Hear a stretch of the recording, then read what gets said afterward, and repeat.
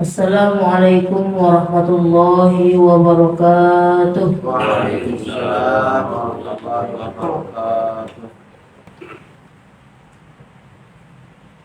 Bismillahirrahmanirrahim. Qala al-mu'allif rahimahullahu ta'ala wa nafa'ana bihi wa bi'ulumihi wa bitadabburihi wa bikum fid dharain. Amin ya rabbal alamin. Bismillahirrahmanirrahim. Wa arkanul khutbataini hamdulillahi wassalatu ala nabi sallallahu alaihi wasallam wal wasiyatu bittaqwa fihima wa ayatun mafhumatun fi ihdahuma wa du'a'u lil mu'minina fis saniyati. Bismillahirrahmanirrahim. Kita sambung lagi baca kitab Sulamut Taufik. Masih membahas tentang sholat Jumat. Ya, masih membahas tentang sholat Jumat. Pada pertemuan sebelumnya kita sudah bahas tentang hukum mengerjakan sholat Jumat dan sholat jamaah. Kalau sholat jamaah di sholat fardu yang lain yang biasa kita kerjakan tiap hari 5 waktu, itu dikatakan hukumnya adalah fardu kifayah. Untuk sholat Jumat hukumnya fardu ain. Kemudian dibahas juga bahwasanya di antara syarat mengerjakan sholat Jumat adalah dikerjakan di waktu zuhur. Ya, kemarin udah kita bahas bahwasanya waktu zuhur itu ya, kalau sekarang dari jam 12, ya, dari jam 12 sampai jam 3 lewat setengah 4, ya. Atau kalau bahasa kitabnya, kalau kita nggak pakai jam, patokannya pakai pergerakan matahari. Dari posisi matahari tergelincir bergerak sedikit ke arah barat sampai pada posisi matahari memunculkan bayangan yang sama panjang dengan hendaknya, itu namanya waktu sholat zuhur. Jadi pengerjaan sholat Jumat itu dari tadi jam 12, ya, dari awal posisi matahari tergelincir ke arah barat sampai posisi matahari memunculkan bayangan sepanjang seukur dengan bendanya, itu waktu pengerjaan sholat Jumat. Jadi kalau ngerti sholat Jumat jam 1 bisa nggak? Bisa. Kalau ada jamaahnya. Ya. Kalau ada jamaahnya. Ya, kalau kita mah di sini rata-rata sholat Jumat di awal waktu. Jam 1 udah nggak ada jamaahnya. Ya, udah pulang semua. Kalau kayak begitu bagaimana? Ya, ganti dengan sholat zuhur. Gitu. Karena udah nggak ada jamaahnya. Sedangkan pengerjaan sholat Jumat itu wajib dikerjakan secara berjamaah. Kemudian kemarin juga dikatakan bahwa dikerjakan dalam kondisi berjamaah dan tidak dibarengi atau didahului dengan Jumatan yang lain. Gitu. Jadi umpamanya tadi ditanya, kalau sholat Jumatnya jam 1 bagaimana Ustaz? Boleh enggak? Ya boleh kalau emang tadi ada jamaahnya, saya bilang. Iya, kesepakatan. Atau memang saya jam 1 jamaahnya ada nih banyak, emang pada telat semua, bisa nggak? Jawabannya nggak bisa. Kenapa nggak bisa? Karena udah didahului dengan Jumat yang lain. Ya kalau tadi posisi di awalnya udah ada yang Jumatan gitu. Jadi nggak boleh berdua kali bocor. Kecuali kita sholat Johor biasa di masjid, Pak Ucok jadi imam sholat Johor. Kita datang udah telat, Pak Ucok udah assalamualaikum, kita bikin jamaah lagi boleh nggak? Boleh. Tapi kalau Jumatan nggak boleh. Pokoknya kayak kemarin, mamanya itu Jumatan selesai, bawanya jam 1 dah taruh. Jam 1 ada lagi yang datang rombongan, gelombang 2 bikin Jumatan, boleh nggak? Nggak boleh, nggak jadi Jumatannya. Ya. Dan kemudian syarat selanjutnya adalah didahului oleh dua khutbah. Jadi khutbah dalam sholat itu kalau kita lihat dari waktu pelaksanaannya ada dua macam.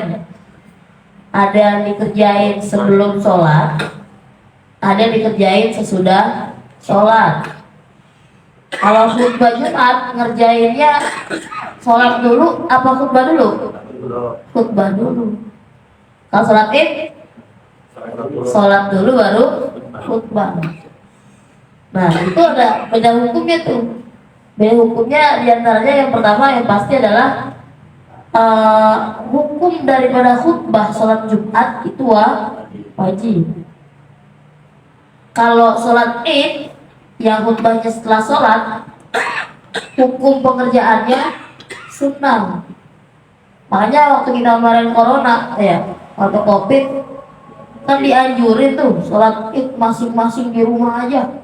Meskipun kita tetap aja sih ada yang kerjain di masjid ya, ada yang kerjain di musola, ada yang kerjain di langgar, macam-macam. Pada nanya, banyak yang bingung. Lah kita kalau sholat Id di rumah, siapa yang jadi khotib? Gak ada yang bisa. Ya kata saya, ya bapaknya kalau bisa, nggak bisa. Abangnya nggak bisa. Ya berdua doang di rumah. Ya udah nggak usah ada yang khotib. Ya, yang penting sholat gitu. Yang kedua, tadi karena hukum pengerjaannya beda, maka kita sebagai jamaah hukum ngedengerinnya juga beda. Kalau sholat Jumat wajib ngedengerin, gitu ya. Wajib ngedengerin. Artinya kita nggak boleh kalau umpamanya kita hadir terus malah ngobrol, gitu. Malah sibuk sendiri. Nah kalau sholat Id, habis sholat langsung pulang, boleh nggak? Boleh aja. Cuma ya jangan semuanya pulang. Nggak ada yang dengar, khotibnya kasihan. Gitu. Ya itu dia masalah khutbah. Halaman 34. Bagian sebelah kanan. Nah kemudian di sini dibahas warkan khutbah ini. Jadi di antara syarat pengerjaan Jumat tadi kan diawali dengan dua khutbah. Yang mana khutbah itu tiap khutbah itu ada 5 rukun. Ada 5 rukun. Arkanul khutbataini yang pertama hamdulillahi. Yang pertama kalau khutbah itu harus diawali dengan hamdalah. Membaca alhamdulillah. Mau panjang kek, mau pendek kek, ya. Mau alhamdulillah doang boleh gak? Boleh. Yang penting alhamdulillah gitu. Mau dipanjangin boleh gak? Boleh. Alhamdulillah nahmadu wa nasta'inu wa nastaghfiruh. Ya wa na'udzubillahi min syururi anfusina dan seterusnya. Dipanjangin boleh gak? Boleh. Yang penting jangan ketinggalan alhamdulillahnya gitu. Yang kedua wassalatu ala nabi sallallahu alaihi wasallam. Yang kedua rukun khutbah adalah bersolawat kepada Nabi Muhammad sallallahu alaihi wasallam. Habis hamdalah kita baca sholawat.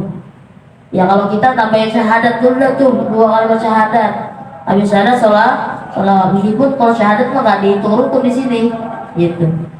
Yang dihitung rukun adalah hamdalah sama sholawat. Kemudian yang ketiga wal wasiyatu bittaqwa, berwasiat untuk mengerjakan takwa fihima pada dua-duanya khutbah. Jadi khutbah itu kan dua kali. Ada khutbah pertama, ada khutbah kedua. Nah di sini dibilang hamdalah wasiat, hamdalah sholawat dan wasiat itu adanya pada 2 khutbah. Jadi khutbah pertama, khutbah kedua sama, harus ada hamdalahnya, harus ada sholawatnya, dan harus ada wasiatnya. Mana wasiat? Tuh kalau khotib suka ngomong usikum wa nafsi bitaqwallah ya. Itu namanya wasiat. Dan dianjurkan mengucapkan kalimatnya usikum bitaqwallah. wa ta'atihi dah kalau tambahin. Artinya untuk pengerjaannya tetap menggunakan bahasa Arab. Adapun nanti tambahkan pakai bahasa Indonesia aja boleh. Yang penting bahasa Arabnya jangan lewat. Itu yang ketiga. Kemudian yang keempat, wa ayatun mafhumatun fi ihdahuma. Membaca satu ayat yang memberi paham pada salah satu dari dua khutbah. Jadi dari dua khutbah yang ada, salah satunya kita punya kewajiban untuk membaca satu ayat. Nggak perlu panjang, pendek pun boleh. Umpamanya mau baca surah Al-Kautsar, inna atainakal kautsar fasholli lirabbika wanhar inna syani'aka huwal abtar. Pendek kan tuh baca? Pendek. Surah paling pendek Al-Kautsar. Ya. Atau baca satu ayat doang, wal asri umpamanya, wal asri doang. Boleh. Yang penting ayatnya mafhumah. Yang ayatnya memberi paham. Nah, di mana membaca ayatnya? Fi ihdahuma, di salah satu dari kedua khutbah tersebut. Boleh di khutbah pertama, boleh di khutbah kedua. Cuma di sini ada catatan, anjurannya tetap di khutbah yang pertama. Kenapa? Karena khutbah yang kedua nanti ada rukun yang selanjutnya yang kelima, yaitu Wadu'a ulil mu'minina fissaniyati, berdoa untuk orang-orang mukmin pada khutbah yang kedua. Jadi tadi baca ayatnya di khutbah pertama anjurannya. Kenapa? Supaya imbang antara khutbah pertama sama khutbah kedua, minimal ada 4 rukun. Ya. Artinya khutbah pertama umpamanya tadi dibilang harus ada hamdalahnya, harus ada sholawatnya, harus ada wasiatnya. Nah kemudian kalau ayat Quran jadi ditaruh di khutbah pertama jadi 4. Nah khutbah kedua harus ada hamdalahnya, sholawatnya, wasiatnya, dan terakhir ada doanya. Jadi minimal sama-sama 4 begitu. Jadi di sini anjurannya begitu. Kalau emang mau ngerjain minimalnya begitu, ya doa. Nggak perlu ayat lagi. Yang penting di khutbah pertama udah dibaca. Cuma kalau kita perhatikan guru-guru kita kalau khutbah semuanya ada. Ya. Khutbah pertama ya lengkap 5. Ada doanya juga buat orang-orang mukmin. Ya di akhir. Khutbah kedua juga ada ayat juga. Ada doanya juga. Pokoknya kalau di kita lengkap dah. Ya, memang begitu ajaran-ajaran guru kita seperti itu. Jadi totalnya ada 5 rukun khutbah yang nggak boleh ketinggalan. Jadi khutbah itu sebenarnya pendek. Ya, khutbah itu sebenarnya simple, nggak perlu panjang-panjang bocor. Kalau panjang-panjang orang nggak paham. Kamu panjang. Ya nggak paham, mau panjang doang.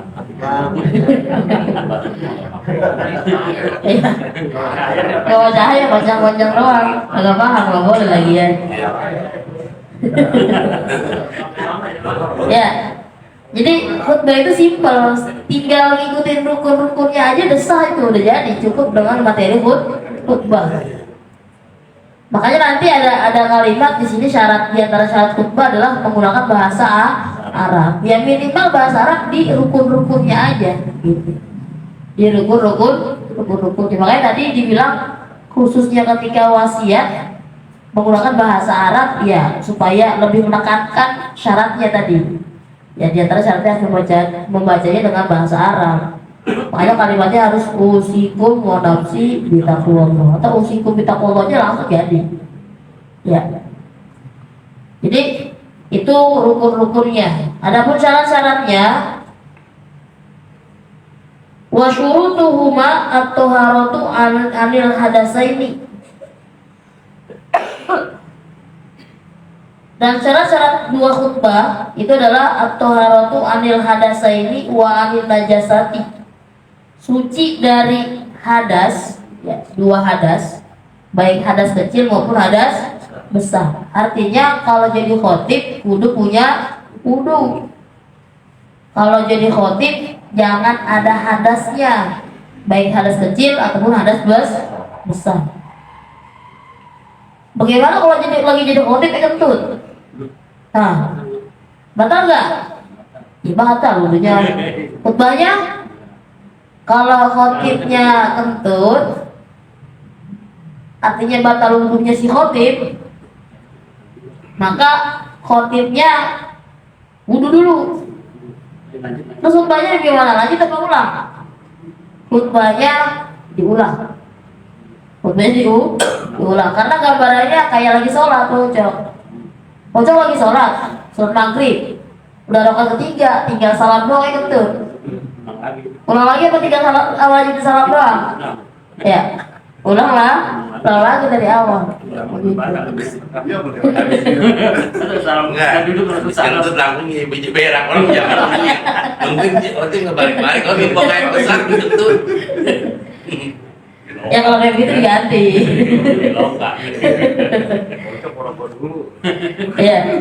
Jadi kalau batalnya ketika lagi khutbah, baik di pertengahan khutbah ataupun pokoknya belum menyelesaikan khutbahnya, yang keduanya, maka khutbahnya diulang. Beda halnya kalau bapaknya udah turun dari mimbar mau sholat kentut, batal wudunya. Itu mah nggak usah khutbah lagi. Iya, habis wudhu ya langsung sholat. Yang penting nanti nggak boleh ada pemisah yang jauh. Nanti ada pembahasan di sini. Jadi di sini syarat pertama adalah suci dari 2 hadas dan dari najis. Fil badani wal makani wal mahmuli, baik di badan ataupun di tempat ataupun yang dipakai atau yang dibawa. Sama kita ngomongin sholat, ya syarat sahnya sholat itu adalah suci dari hadas dan najis di badan, di tempat dan dipakai pakaian. Mana pakaian? Ya semuanya kita pakai. Baju, sarung, pakai sorban nggak? Pakai, ya berarti sorban harus suci. Megang tongkat nggak? Megang. Kalau khotib tuh sunnah pegang sesuatu. Ya. Kalau nggak ada tongkat ya tiang. Yang mimbar. Yang mimbar. Kalau nggak ada tiang megang apa kek? Yang penting tangannya jangan begini-begini. Ya, bukan lagi orasi, bukan lagi demo. Ya tangannya makruh, kalau tunjuk-tunjuk makruh. Jadi kalau khutbah sunnahnya khotib megang sesuatu supaya tangannya nggak kelayaban, gitu. Iya jadi begitu, biar nggak kelayaban. Kalau zaman Nabi ya megang busur panah, megang pedang dan sebagainya. Terus kayak kira pegang kuda. Nanti rame nih. Terus saya ganti tempatnya pegang tangan. Ada pedangnya. Ada pedang. Ya, yang penting semuanya harus suci. Itu yang pertama. Kemudian yang kedua, wasatrul aurati. Di antara syarat khutbah adalah menutup aurat. Tadi sama kalimatnya, karena dianggapnya seperti ibadah sholat, ya, maka khutbah pun harus menutup aurat. Yang mana pembahasan tentang aurat udah kita bahas di awal-awal. Nah, yang mana auratnya laki-laki yang adalah antara pusat sampai dengkulnya, sampai lututnya. Itu minimal harus ditutupin. Ya, meskipun kalau kita sholat mah harus rapi semuanya. Jangan cuma kemudian doang, bocor. Kalau kemudian doang pakai antuk jadi. Ya, nutup aurat, tapi nggak sopan. Gitu. Asal jadi doang kan. Jadi doang itu mah. Kemudian wal qiyamu, khutbah harus dilaksanakan dengan posisi berdiri. Sama kayak sholat. Makanya ketika nggak mampu berdiri, duduk. Umpamanya khotibnya nggak bisa berdiri, maka khutbahnya sambil duduk. Nanti buat selingan antar 2 khutbahnya bagaimana? Kan kalau berdiri selingannya apain? Duduk. Kalau duduk selingannya letak. Ya kalau duduk ya duduk aja, yang penting diam. Gitu, selingannya diam. Jadi kan khutbahnya itu 2. Nah, untuk membedakan antara khutbah pertama dengan khutbah kedua, itu nanti kalimat selanjutnya ada diselingi dengan duduk. Itu bagi yang khutbahnya berdiri. Kalau khutbahnya duduk, selingannya dengan cara diam. Kemudian wal julusu bainahuma. Nah, ini tadi kita bahas tuh. Duduk di antara keduanya, antara dua khutbah. Jadi termasuk syarat nih. Nggak boleh ditinggalin. Jangan mentang-mentang, saya kuat kok, 2 kali khutbah langsung aja udah. Nggak boleh duduk. Ya nggak boleh, karena ini syarat. Jadi untuk membedakan mana khutbah pertama dengan khutbah yang kedua, dibedakan dengan adanya duduk di antara dua khutbahnya. Kemudian wal bainahuma, berturut-turut antara keduanya. Nah, di sini dibilang arti berturut-turut antara keduanya ini antara dua khutbah harus berturut-turut, nggak boleh ada jeda yang lama. Gitu. Artinya istirahatnya tadi selingan duduknya itu jangan terlalu lama. Ya baca sholawat, atau kalau bagi khotib ya minimal ya baca surah Al-Ikhlas gitu. Jadi kalau 5 menit, lama nggak ada 5 menit. Kalau di sini di kitab dibilang batasan lamanya itu seukur orang sholat 2 rakaat yang ringan. Kalau 5 menit kelamaan. 2 rakaat paling semenit 2 menit jadi. Ya. Ini 2 rakaat yang ringan. Sholat ente, kalau sholat kita pokoknya cukup dah 1 menit. Ya, jadi ya ukuran 2 menit lah, 2 menit paling lamanya 2 menit gitu. Tapi untuk khotib dianjurkan baca surah Al-Ikhlas ketika duduk antara dua khutbah. Bahkan kalau kita para jamaah, kalau imam lagi duduk dianjurkan ngapain? Baca sholawat, baca doa, minta. Karena di antara waktu mustajabnya doa itu adalah antara dua khutbah. Jadi kalau kita baca hadis, hari Jumat itu hari di mana doa mustajab. Di dalam hari Jumatnya itu ada beberapa lagi. Di antaranya adalah di antara dua khutbah. Jadi ketika khotib lagi duduk, jangan pulas aja. Kalau lagi sakit. Iya. Kalau lagi tidur. Kalau lagi tidur dibangun. Tahu-tahunya udah Udah komat lagi. Ya, jadi jangan dilewatin tuh. Jadi posisi di antara dua khutbah itu adalah waktu di mana doa mustajab. Gitu. Doa nggak bakal ditolak dah kalau udah kita doa di waktu itu. Makanya kita disunahkan atau dianjurkan untuk berdoa. Kemudian wabainahuma wabainas sholati, juga harus berturut-turut antara dua khutbah dan juga antara sholat. Jadi abis khotib turun dari mimbar jangan kelamaan. Harus langsung sholat. Berapa panjangnya tadi lamanya? Jedanya sama. Paling lama ya kira-kira 2 menit. Kira-kira orang sholat 2 rakaat yang ringan. Gitu. Kalau udah kelewatan ya nanti diulang lagi berarti. Kalau udah kelamaan. Bapaknya tadi khotibnya batal. Kata guru kita bukan yang wudhu doang. Ya dia habis kentut ya buang besar. Ya orang mulus perutnya. Udah gitu bangunnya nggak ada yang enggak lagi, nungguin aja. Kalau di situ ada yang nggak boleh aling badanin nggak? Kalau yang badan boleh nggak? Boleh. Boleh. Meskipun sebenarnya kurang afdol kalau antara khotib dengan imam orangnya beda gitu. Tapi nggak masalah. Bapaknya kayak tadi imam khotibnya mau buang air besar ya kan. Mau kentut juga bukan kentut karena angin doang, kalau udah mules. Jadi kalau nanti mau air besar ya udah diganti imamnya. Gitu. Itu boleh. Meskipun kurang afdol. Afdol itu khotib ya imam juga. Gitu. Yang afdol begitu. Kemudian yang terakhir wa ayyakuna bil arabiyyati, harus menggunakan bahasa Arab. Makanya dulu sempat ramai ada yang mempermasalahkan khutbah kita sebenarnya sah apa enggak sih? Gitu. Ya jawabannya ya tadi yang udah kita bahas. Jawabannya tetap sah. Karena minimal penggunaan bahasa Arabnya itu ya di rukun, bukan di materi gitu. Ada materi mah ya terserah. Kebetulan karena Nabi dulu orang Arab, ya materinya pakai bahasa Arab. Lah kalau kita orang Wadas, materinya kalau bahasa Arab dulu mah bocok nggak paham-paham. Jangan tidur. Banyak tidur semua, ntar orangnya jemaah. Itu mah harus bahasa Arab. Iya. Kalau udah bilang nafsi kan berarti udah merapi.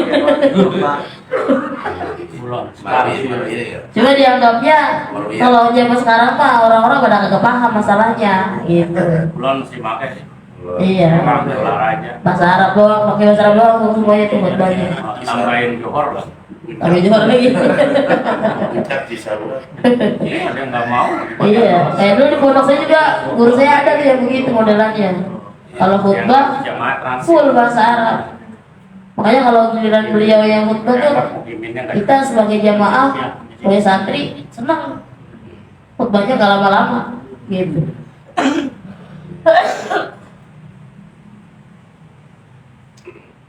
Jadi materinya sedikit gitu. Tapi kalau kita materi yang bahasa Indonesia boleh nggak? Boleh. Yang penting tadi di antara rukun-rukunnya semuanya harus menggunakan bahasa Arab. Apalagi kalau ngomonginnya ayat. Terus kita disuruhnya baca ayat Quran. Ayat Quran mah nggak bisa terjemah, gitu. Kecuali umpamanya kita mau, umpamanya kayak materi kita, khutbah kita nih panjang, ada ayat Al-Qur'annya, tapi bawahnya nanti ada firman Allah yang artinya doang begitu. Kayak orang ceramah kan suka begitu ya. Firman Allah dalam Al-Qur'an ini artinya, gitu, artinya doang, ayatnya nggak dibaca. Pokoknya yang penting ada ayat Al-Qur'an yang dibaca, gitu. Ada plus lebihnya ya pakai materi bahasa Indonesia, silahkan. Kalau bahasa guru saya tuh dulu pondok dibilang ya nggak apa-apa bahasa Indonesia justru bagus karena menggunakan kesempatan kita, karena jarang-jarang orang bisa ngaji, banyak kayak gitu. Kalau bukan lagi waktunya Jumatan, nggak mungkin orang bisa ngaji begitu, banyak begitu ya. Jadi mumpung jamaahnya lagi ngumpul, terserah lah, boleh pada tidur kayak, boleh pada ngaji, boleh pada melek kayak gitu. Cuma kesempatan yang langka itu jangan disia-siakan, makanya diisi dengan materi yang bagus gitu. Kalau dengan bahasa Arab pokoknya orang-orang ngerti, ya diganti dengan bahasa Indonesia gitu ya. Itu dia permasalahan kita tentang sholat Jumat, khususnya tentang khutbah. Dan balik lagi tentang masalah sholat jamaah. Di sini masalah selanjutnya nanti kita bahas tentang syarat-syarat iktidak. Iktidak itu arti kita mengikut atau menjadi makmum. Yang perlu tekankan adalah bahwasanya bermakmum atau mengikut itu kerjaan kita, kerjaan makmum. Oleh karenanya kita butuh niat. Kita butuh niat. Makanya kita kalau berjamaah wajib menambahkan niat makmumah. Adapun imam itu bukan kerjaan, nggak perlu niat, imaman. Cuma jatuhnya nanti imamnya tetap sholat sendiri, makmumnya jamaah gitu. Jadi kalau niat imam mah adaan juga jadi gitu ya. Jadi adaan doang kalau imaman. Cuma nggak dapat pahala jamaah. Kecuali cuma beda nawin imaman doang gitu, pahalanya nambah 27 kali. Pahalanya bagus. Kita kan 27 pahalanya. Iya. Kan kita udah ngimamin barangnya. Yang kita baca ya imaman kan. Iya betul, gitu apa-apa. Kecuali sholat Jumat karena wajib dilaksanakan secara berjamaah, Pasti doa ya. maka imam pun wajib baca imaman. Gitu. Nah di sini ada tentang syarat-syarat bermakmum. Di sini katakan faslun ay hadza faslun, ini satu fasal yajibu ala kulli man shalla muqtadiyan fi jumu'atin aw ghairiha alla yataqaddama ala imamihi fil mauqifi. Jadi yang pertama yang wajib atas tiap-tiap orang yang sholat dalam keadaan bermakmum atau mengikut fi Jumu'atin, baik pada sholat Jumat, au ghairiha, ataupun selain sholat Jumat, artinya sholat yang 5 waktu yang lain.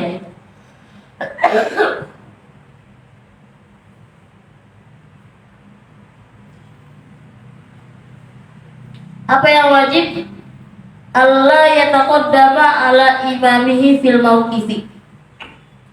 Jadi ada 7 sebenarnya, nanti kita di pasal-pasal kita pada kali ini ada 7 yang menjadi perhatian kita ketika kita menjadi makmum.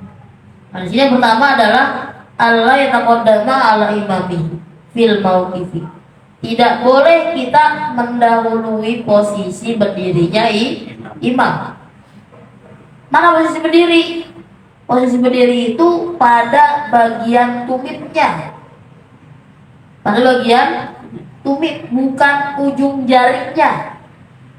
Artinya, kalau mau digaris lurus, umpamanya posisi imam dengan posisi makmum, itu nggak boleh makmum tumitnya di depan mengalahkan posisi tumitnya imam.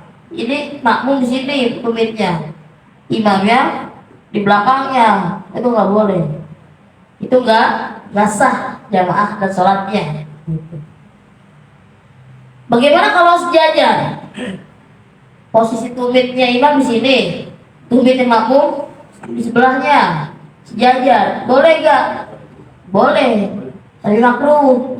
Kenapa makruh? Ya takutnya Tapi jarang sih. dahuluin. Iya. Masih ada namanya kan. Iya, jarang memang, kecuali kita kalau jamaahnya berdua doang. Jadi kalau di kitab kita pikir dibilang kalau kita jamaah cuma 2 orang, imam 1, makmumnya 1, maka posisi makmum adalah sejajar agak mundur sedikit. Dan posisinya ada di sebelah kanan. Kalau sebelah kiri boleh gak? Boleh.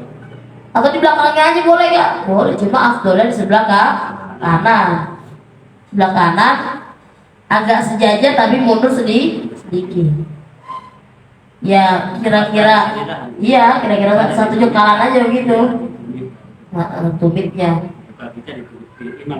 Ya begitu. Jadi itu kalau posisi jamaahnya berdua. Iya. Kalau kata Bang Ucok tadi nggak mungkin sejajar mah kalau sholatnya jamaah rame-rame. Iya. Rame-rame. Karena kalau jamaahnya rame-rame biasanya kalau kayak kita di masjid, imamnya di depan, makmumnya belakang semua, nggak ada di samping. Tapi itu di pondok saya ada Bang Ucok, ya jamaah. Jadi menurut cerita teman-teman saya itu ada dulu pernah katanya ditantangin sama teman-temannya. Jadi kan kalau jamaah imamnya kiai, kalau teman-temannya berani gak lu jamaah sholat johor, tapi orang-orang jamaah lu di belakangnya, lu di sampingnya kiai, ditantangin begitu, dikasih duit, dikerjain sama dia. Dikerjain sama dia.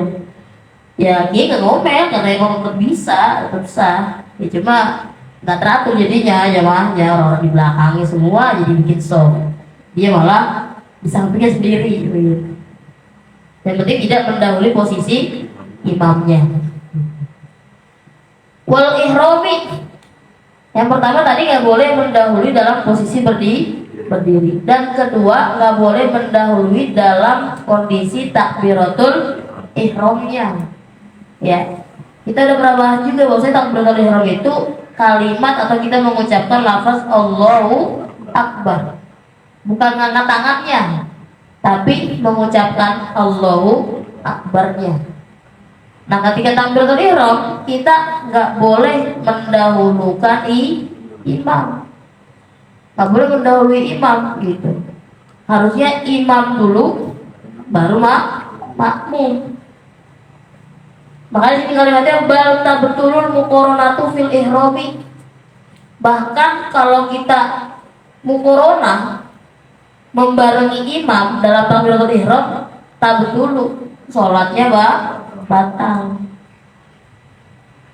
Jadi imamnya mulai takbiratul ihram Allahu Akbar, dia mulai juga barengan gitu, dibarengin. itu batal, bukan makruh lagi, jadi batal.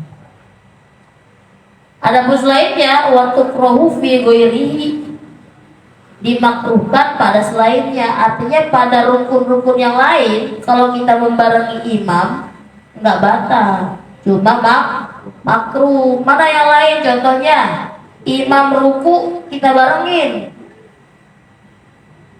imam ruku kita bareng ruku gitu, itu makruh. Tetap anjurannya kita belakangan gitu. Atau salam, imam salam kita barengin juga salamnya, itu makruh gitu. Afdolnya anjurannya ya ketika imam salam selesai baru kita ikut salam. Illat takmina, kecuali baca amin. Kalau baca amin, afdolnya membarengi imam. Makanya kalau kita akhiran imamnya baca Fatihah, walau dolin, jangan buru-buru pengen kencang-kencangan amin. Tungguin dulu imamnya, kita barengin begitu. Itu anak-anaknya di luar. Itu dia masalahnya. Orang tuh yang ikut ya gara-gara. Iya. Jadi kita barengi imamnya. Makanya imamnya pun ya afdolnya anjurannya ya tetap mengucap amin dengan suara yang keras biar bisa dibarengi sama makmumnya. Itu. Belum baca, cuma di belakang udah amin di luar. Jadi kalau ngomongin membarengi imam, yang afdol membarengi imam itu hanya ketika baca amin. Kalau yang lain-lainnya itu makruh. Kalau membarengi imam ketika takbiratul ihram itu batal. Jadi perbedaannya di situ. Itu dulu ya. Nanti baru kita bahas lagi masalah mendahului imam dengan mengerjakan rukun fi'linya. Nih banyak nih kejadian. Kalau kita lagi sholat jamaah kadang ada aja orang yang kelakuannya rada beda. Mana bedanya? Lah imam masih berdiri dia udah ruku duluan. Dia masih ruku, dia udah bangun duluan. Ada yang begitu. Yang begitu jangan dipelihara. Ya, karena nggak boleh. Haram hukumnya. Ya meskipun nanti ada kalanya batal, ada kalanya enggak batal. Nanti kita bahas bareng-bareng pada pertemuan berikutnya. Yahrumu taqaddumuhu biruknin fi'liyin wa tabtulu biruknaini. Wallahu a'lam bishawab. Al-Fatihah.